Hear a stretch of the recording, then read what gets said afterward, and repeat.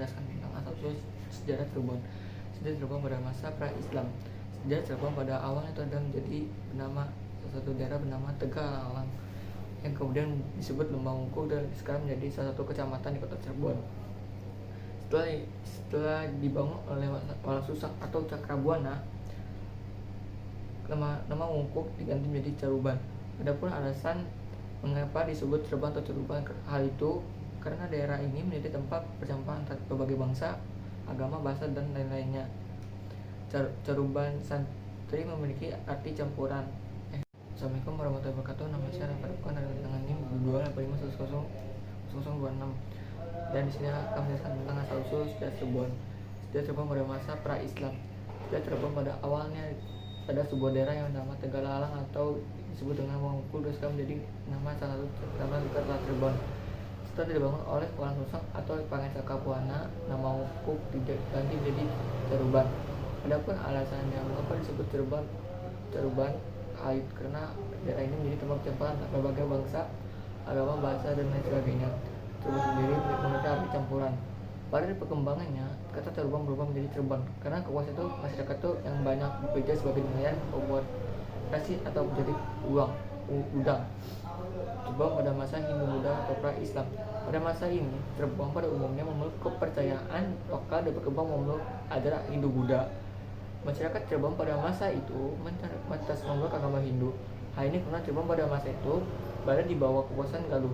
Di bawah kekuasaan Kerajaan Galuh, pengaruh Hindu saat melekat pada kehidupan masyarakat Cirebon itu pada tahun 1475 sampai 1442 di bawah kekuasaan Raja Galuh yang bernama Ratu Anggalarang, yaitu ayah dari Pangeran Pamanarasa atau Pangeran Manarasa atau yang sering kita disebut dengan Prabu Siliwangi, Raja Pajajaran dengan gelar Prabu Dewata Wisesa. Pengaruh sosial dan politik Cirebon pada masa Hindu-Buddha. Aspek sosial. Salah satu contoh pengaruh Hindu-Buddha yaitu adanya salah satu sistem pembagian kasta pada ajaran Hindu, yaitu Brahmana atau para tokoh agama, kedua ksatria yaitu para bangsa kerajaan, yang ketiga Waisya, dagang, Sudra, yang terakhir adalah yaitu para Buddha. Dan pembagian sistem kasta ini, orang-orang yang berkasta berkasta rendah sangat dirugikan dalam hal ini karena hak mereka terenggut oleh sistem pembagian kasta tersebut. Aspek politik. Dalam perkembangan politik, pengaruh ajaran Hindu-Buddha pada sistem pemerintahan yang berbentuk monarki atau kerajaan. Hal ini karena dalam ajaran Hindu-Buddha memperkenalkan sistem dewa raja, yakni raja titisan dewa. Dari konsep inilah yang muncul kerajaan-kerajaan kecil yang ada di Indonesia, khususnya di daerah Cirebon yang bercorak Hindu-Buddha. Salah satu contoh kerajaan yang bercorak Hindu Cirebon itu Kerajaan Indraprasta atau disebut juga dengan Cirebon Girang yang berdiri pada 396 atau abad keempat Masehi. Kerajaan ini berlokasi di lereng Gunung Ciremai, Jawa Barat. Hasil budaya pada masa pra-Islam Hindu-Buddha. Yang pertama, akulturasi bangunan keraton kesepuhan. Pada seni arsitektur bangunan keraton kesepuhan terdapat akulturasi budaya antar Jawa, Gujarat atau India, Cina, dan Hindu. Kedua, yaitu pesan Palawa atau dari aksara Palawa akan melahirkan bahasa Jawa kuno yang digunakan sebagai penulis prasasti. Dari perkembangan aksara Palawa akan muncul aksara Jawa atau disebut dengan aksara Rekasara. Yang ketiga itu wayang kulit. Pertunjukan wayang kulit itu adalah pertunjukan yang susah ada sejak zaman Hindu-Buddha. Proses terbentuknya Kesultanan Cirebon. Pada mulanya Cirebon hanyalah sebuah pelabuhan kecil yang didirikan Tideng Tapa, yang kemudian menjadi pelabuhan yang sangat ramai dikunjungi orang, dan lama-lama Cirebon berubah menjadi kota besar. Cirebon menjadi tempat pelayaran dan pusat perdagangan hingga akhirnya menjadi pusat penyebaran agama Islam di Jawa Barat, dan membangun pemerintahan pada tahun 1430 Masehi yang dipimpin oleh Pangeran Cakrabuana, putra dari Prabu Siliwangi. Karena sebab itu dikatakan bahwa pendiri Kesultanan atau Kerajaan Cirebon adalah Pangeran Cakrabuana. Adapun Pangeran Cakrabuana memerintah Cirebon dimulai pada tahun 1430 sampai 1479 Masehi. Pemerintahan dilanjutkan oleh keponakan sekaligus menantu beliau, yaitu Syarif Hidayatullah atau Sunan Jati, yang memerintah pada tahun 1479 sampai 1568 Masehi. Penyebaran agama Islam di Cirebon. Sejarah masuknya di Cirebon terjadi dalam 2 tahap, yaitu masuk melalui jalur perdagangan yang dibawa oleh para pedagang Arab dan Cina, Yang kedua itu melalui jalur pendakwah, itu membalik dari luar Cirebon yang dibakar langsung oleh para penguasa Cirebon. Menurut naskah Purwakarta Cirebon Nagari yang ditulis oleh Pangeran Arya Cirebon 1720 Masehi, sejarah masuknya Islam di Cirebon dikaitkan dengan tokoh penyebar agama Islam yang bernama Syekh Datul Kafi atau juga disebut sebagai Syekh Nurjati, yang berasal dari Makkah, adalah orang yang pertama kali mengajarkan agama Islam di Cirebon dan kemudian membangun pondok pesantren di Ampar Gunung Jati.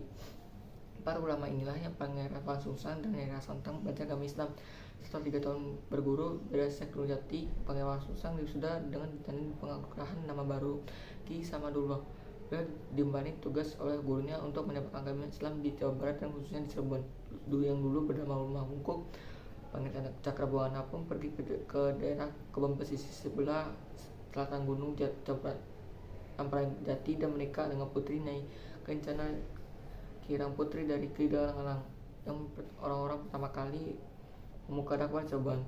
Setelah menikah, Pangeran Cakrabuana pun mendirikan pemerintahan kecil yang pada tahun 1430 Masehi dan mendapat penghormatan dari ayahanda Indrawanya Prabu Siliwangi, Raja Pajajaran, ditandai dengan pemberian gelar terhadap Pangeran Cakrabuana dan dengan gelar Sri Mangana pada masa pemerintahannya itu 1430 sampai 1479 Masehi.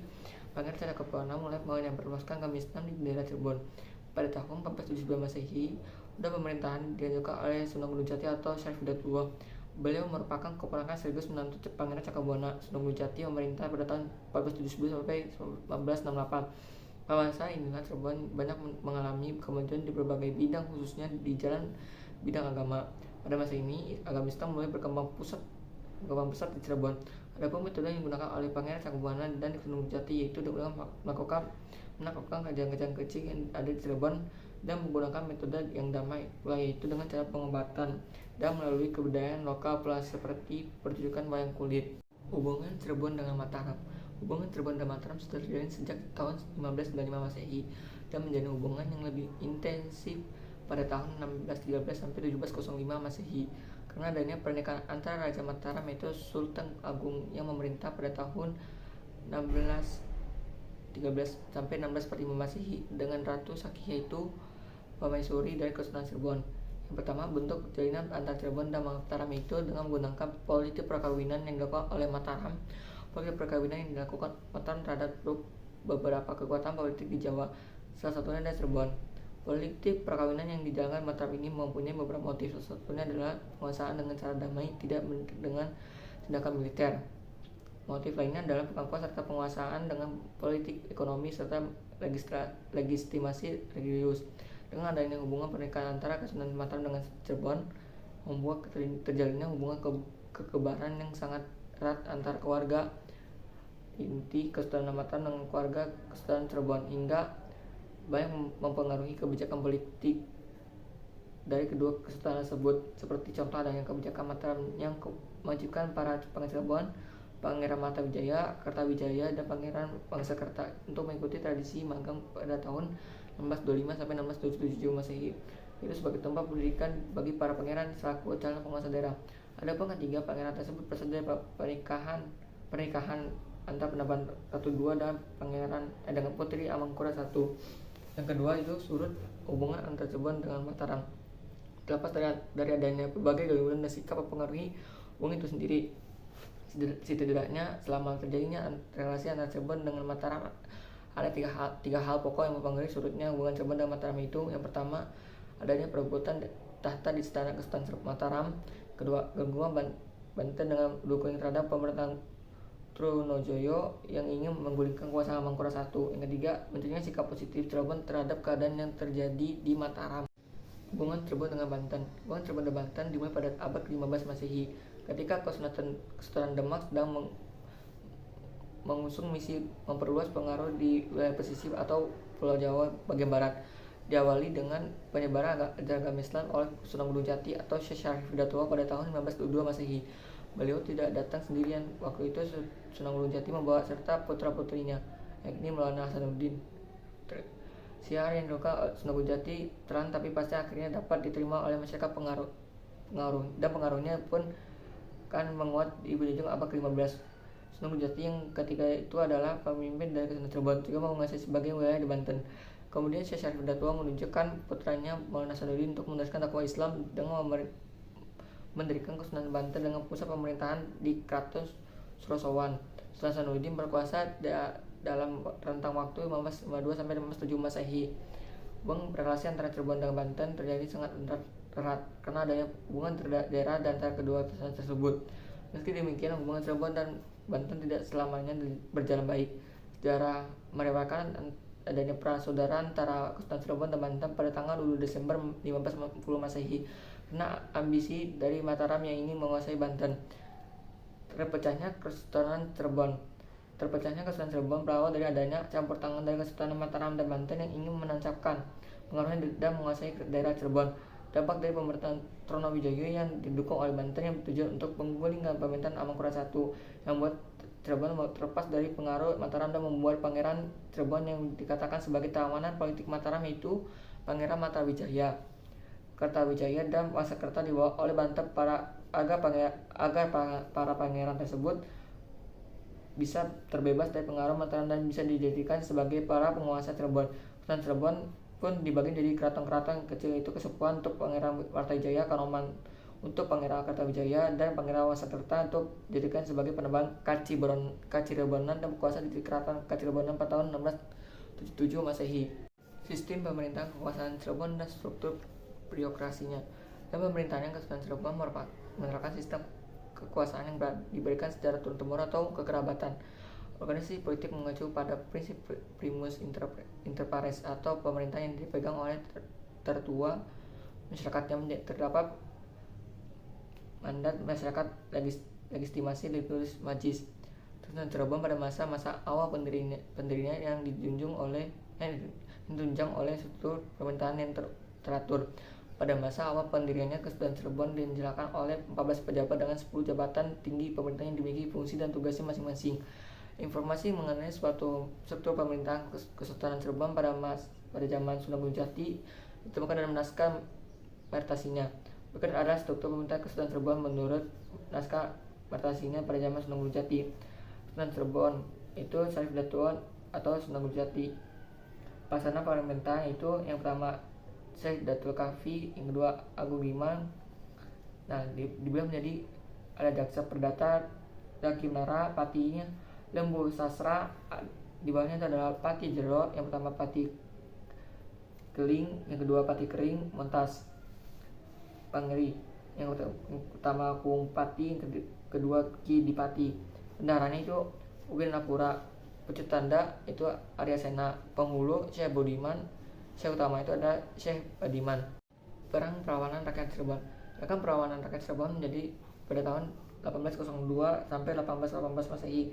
Gerakan perlawanan ini dikenal sebagai dengan istilah Perang Kedondong. Tahun 1802 sampai 1818 Masehi merupakan suatu terjadinya sederet perlawanan rakyat Cirebon. Perang Kedondong ini dilatar belakangi oleh kebijakan kolonial yang memerangi rakyat Cirebon dan ikut campurnya pihak kolonial dalam pemerintahan Kesultanan Cirebon.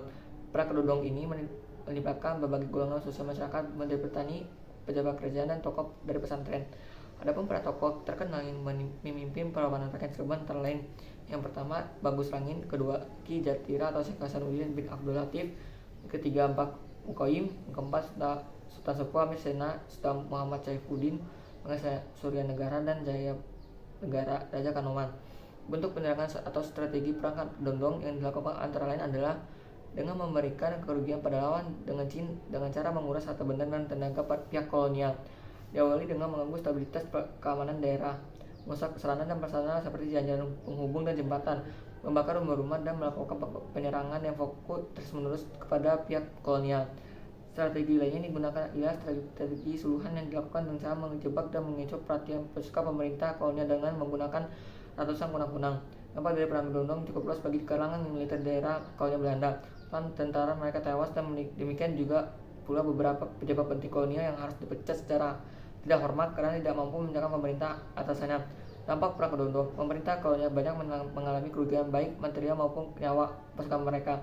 Setidaknya Belanda mengalami kerugian sebesar 1.500 gulden untuk mengatasi perang Kedondong tersebut. Cirebon di bawah pengaruh VOC. Maksudnya pengaruh VOC ICC Cirebon dimulai dengan adanya perjanjian 7 Januari 1641 Masehi. Adanya perjanjian itu dilatar belakangi oleh adanya konflik internal dari Kesultanan Cirebon, yaitu perebutan kekuasaan antara Pangeran Cirebon yakni Pangeran Martawijaya, Kertawijaya dan Pangeran Wangsakerta. Konflik itu membuat Pangeran Martawijaya itu selaku anak tertua beranggapan bahwa dirinya adalah pewaris tata yang sah, sehingga dirinya meminta perjanjian dengan VOC bahwa Cirebon dalam proteksi VOC. Dari sinilah akhirnya VOC mulai berhasil menancapkan pengaruhnya atas Cirebon.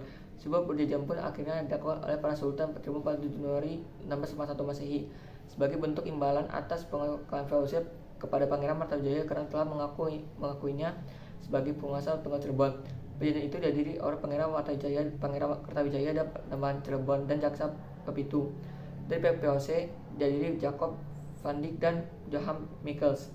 Dari perjanjian itulah akhirnya Cirebon berada di dalam pengaruh VOC. Dari dimulai perdagangan, pelayaran VOC mempunyai hak monopoli impor candu, pakaran, ekspor lada, kayu dan beras.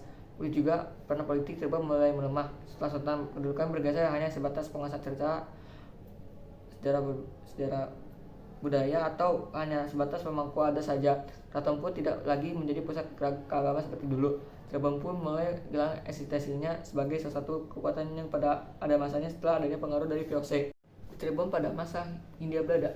Yang pertama, Cirebon pada masa pemerintahan Daendels 1808 sampai 1811 Masehi. Gubernur Jenderal Daendels baru datang ke Hindia Belanda pada awal tahun 1804 Masehi. Ia mendarat di Anyar di Jawa Barat pada 1 Januari 1808 Masehi. Daendels diangkat menjadi Gubernur Jenderal oleh Louis Napoleon, yaitu adik dari Napoleon Bonaparte, Raja Prancis yang waktu itu menguasai Belanda. Daendels ditugaskan oleh pemerintah Prancis untuk pemerintahan Pulau Jawa itu dari serangan Inggris. Dalam upayanya pemerintahan Jawa Daendels pun dan Raya Anyar sampai penerukan yang berfungsi sebagai sarana transportasi atau jalan penghubung ketika terjadinya perang atau jika kalau adanya serangan dari musuh. Pada masa pemerintahan Daendels, para sultan atau bupati dianggap sebagai pegawai pemerintah Hindia Belanda. Seperti contohnya Daendels mengatur jembatan ketiga Sultan Cirebon. Dalam pengaturannya, Daendels menghapus kekuasaan Petik, Sepuhan, Kanoman, dan Cirebonan, serta ketiga sultan dijadikan pegawai pemerintah kolonial Belanda. Pada masa Daendels pula di Cirebon dibagi menjadi dua wilayah, yaitu prefektur dan daerah Priangan Cirebon pada tanggal 2 Februari 1809 Masehi. Cirebon pada masa pemerintahan Raffles 1811 sampai 1816 Masehi. Thomas Stamford Raffles memerintah pada tahun 1411 sampai 1816 Masehi atas nama pemerintahan Inggris. Hal itu terjadi karena adanya perjanjian antara Raja Belanda atau William van Orange dengan Raja Inggris. Dalam hal konsep pemerintahnya, Raffles tidak jauh berada dengan Daendels. Itu menggunakan sistem sentralistik, namun Raffles itu tetap menjadikan adanya bupati sebagai perantara pemerintah dengan rakyat. Perubahan hal itu ditunjukkan dengan penangkapan dan Temenggung Natali Dingrat sebagai bupati Cirebon.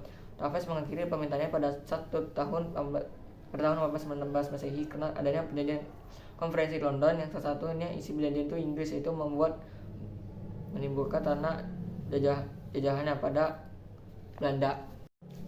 Cirebon pada masa kedudukan Jepang. 1. Masuknya Jepang ke Cirebon. Pada awal tahun 1940-an Masehi terjadi perubahan politik di Cirebon. Sejak Maret 1942 Masehi, pasukan militer Jepang berhasil mengambil alih Cirebon dari pihak Belanda dengan adanya perjanjian Kalijati. Itu Belanda menyerah tanpa syarat kepada Jepang pada tanggal 8 Maret 1942 di pangkal utara militer Belanda di Kalijati, Subang. Sementara itu terkait masuknya Jepang ke Cirebon, perkiraan tidak lama setelah menjadi peristiwa menyerahnya Belanda kepada Jepang pada 8 Maret 1942. Dugaan ini didasari dengan melihat faktor geografis jarak antara Kalijati atau Subang dengan Cirebon relatif dekat atau tidak terlalu jauh. Kedua, Cirebon di bawah pemerintah pendudukan Jepang. Dalam menjangkau kebijakan pemerintahnya, penguasa militer Jepang berperang pada beberapa prinsip utama. Yang pertama, mengusahakan pendapat gunungan rakyat, memanfaatkan struktur pemerintahan yang sudah ada. Yang ketiga, meletakkan dasar agar wilayah yang bersangkutan dapat memenuhi kebutuhan pendirinya sendiri. Pada tanggal 29 April 1942, Jepang mengangkat Pangeran atau Suryadi sebagai residen Cirebon yang berkedudukan di Cirebon. Pada masa pemerintahan Jepang, Cirebon memiliki status sebagai salah satu Cirebonan, sehingga ada yang disebut dengan Cirebon Shu. atau keseridanan Cirebon itu sebagai dengan Ken atau kabupaten dan sampai peruntuhan yang lebih rendah pun pedana son camat ku kepala desa dengan status pemerintahan itu sendiri masyarakat begitu berartinya dari Cirebon pada masa pendudukan Jepang banyak terjadi dinamika sosial, ekonomi, politik dan sebagainya yang banyak terjadi di daerah Cirebon. Etnisitas di Cirebon, Provinsi Jawa Barat tidak hanya dihuni oleh suku Sunda atas beberapa suku yang terdapat di Provinsi Jawa Barat. Salah satunya adalah suku Cirebon. Suku Cirebon yang berada di daerah pantai utara memiliki keanekaragaman budaya, bahkan suku Cirebon merupakan suku yang memiliki kebudayaan sendiri dan mandiri. Suku Cirebon adalah hasil perpaduan antara dua suku besar yaitu suku Jawa dan suku Sunda. Akulturasi kedua suku tersebut melahirkan suku yang mandiri yaitu suku Cirebon. Untuk mata pencaharian masyarakat Cirebon berarti seperti nelayan, pedagang, petani, dan istri. Cirebon terkenal dengan nelayan pemasok relasi terbesar di Indonesia. Hal unik lain yang memiliki Cirebon daerah bentuk-bentuk warisan budaya non berdagangan yaitu antara lain ada Empak Gentong, azan, bubur suro, gebek sawal, jamasan, maca babat, dan peluri budaya dan seni di Cirebon. Bentuk-bentuk kebudayaan dan kesenian Cirebon kebanyakan merupakan jenis-jenis tarian atau bahkan karya seni yang menarik untuk dilihat dan dinikmati. Dan berikut ini adalah beberapa kebudayaan asli Cirebon dan kesenian yang ada di Cirebon. Tari topeng, sintreng, kesenian gembyung, genting rudat, angklung bungko, wayang cepak, dan wayang kulit. Akulturasi budaya di Cirebon. Bentuk-bentuk akulturasi budaya Cirebon dimulai dari arsitektur sampai makanan. Cirebon masih tampak ada sampai sekarang seperti contoh bangunan keraton Cirebon yang memiliki ciri bangunan yang berarsitektur Hindu-Buddha, Cina, dan Islam. Untuk akulturasi pada makanan bisa kita lihat dengan adanya Empak Gentong yang merupakan makanan khas Cirebon. Kuliner Empak Gentong yang merupakan produk akulturasi budaya Arab, Cina, dan India dan Indonesia. Sekian dari kami, kurang lebih maaf. Bila taufiq hidayah, wassalamualaikum warahmatullahi wabarakatuh.